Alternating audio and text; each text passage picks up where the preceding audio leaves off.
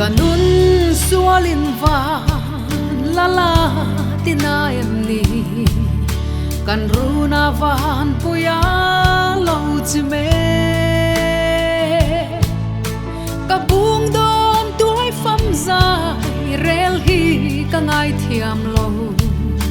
ral tiangan min au zua unau thin la ya nange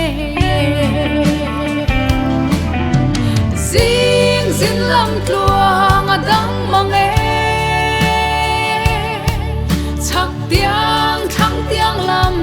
tluang zoi ton zai kan rel na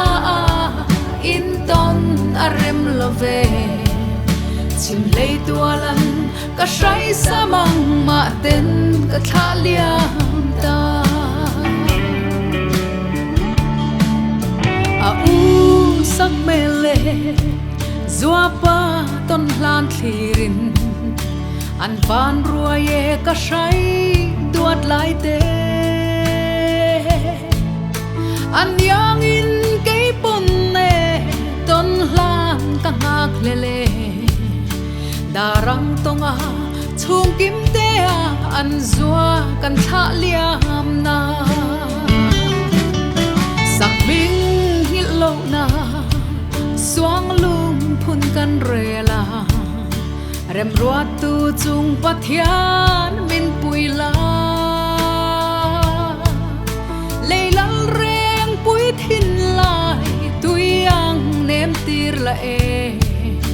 suang lung phuna i ro pui zia zaya kan fak ve na zin zin lam tluang adang mange chak tiang thang tiang lam tluang zoi ton zai kan rel na in ton arem love chim lei tualan ka shai samang ma ten ka thaliam ta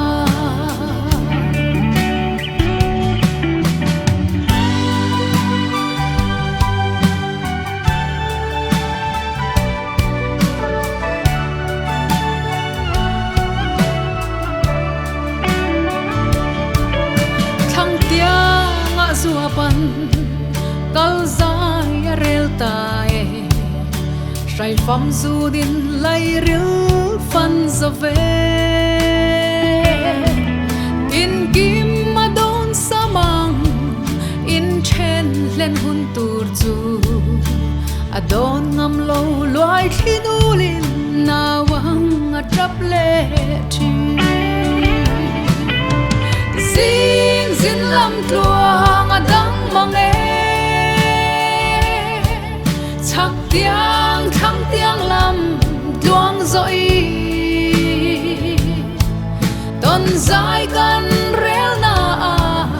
in ton arem love chim lei tualan ka shai samang ma ten ka thaliam ta